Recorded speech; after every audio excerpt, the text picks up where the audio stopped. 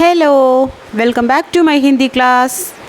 ഇന്ന് നമുക്ക് ഹിന്ദിയിലെ ഏറ്റവും പ്രധാനപ്പെട്ട ഒരു ഗ്രാമർ പോർഷൻ നോക്കിയാലോ? എല്ലാവരും റെഡിയല്ലേ?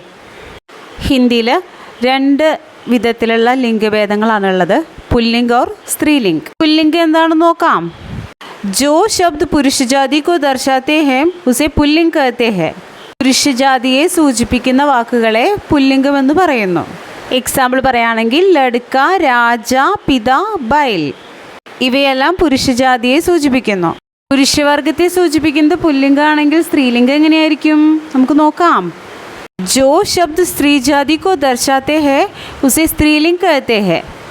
സ്ത്രീ ശബ്ദത്തെ സൂചിപ്പിക്കുന്ന വാക്കുകളെയാണ് നമ്മൾ സ്ത്രീലിംഗം എന്ന് പറയാം. എക്സാമ്പിൾ പറയുകയാണെങ്കിൽ ലഡ്കി, റാണി, മാത, ഗായ് ഇവയെല്ലാം സ്ത്രീ ശബ്ദത്തെ സൂചിപ്പിക്കുന്നവയാണ്.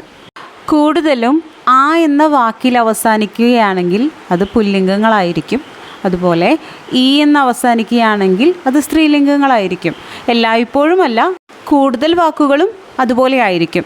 എക്സാമ്പിൾ പറയുകയാണെങ്കിൽ ലഡ്ക ആയിലാണ് അവസാനിക്കുന്നത്, അതുകൊണ്ടത് പുല്ലിംഗമാണ്. ലഡ്കി ഈയിലാണ് അവസാനിക്കുന്നത്, അത് സ്ത്രീലിംഗമാണ്. കുറച്ച് എക്സാമ്പിൾസ് നോക്കിയാലോ? ലഡ്ക പഠിത്താ ഹെ.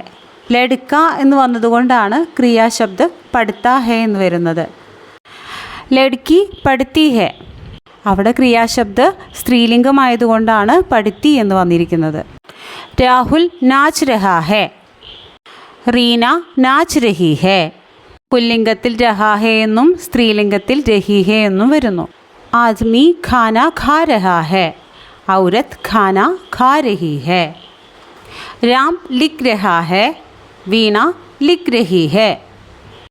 പുല്ലിംഗവും സ്ത്രീലിംഗവും വരുമ്പോൾ എങ്ങനെയാണ് വയ്ക്കാമെന്ന് ഇപ്പോൾ മനസ്സിലായോ? ഇന്നത്തെ ക്ലാസ് ഇഷ്ടപ്പെട്ടോ? കമൻറ്റ് ചെയ്യണേ. Thank you.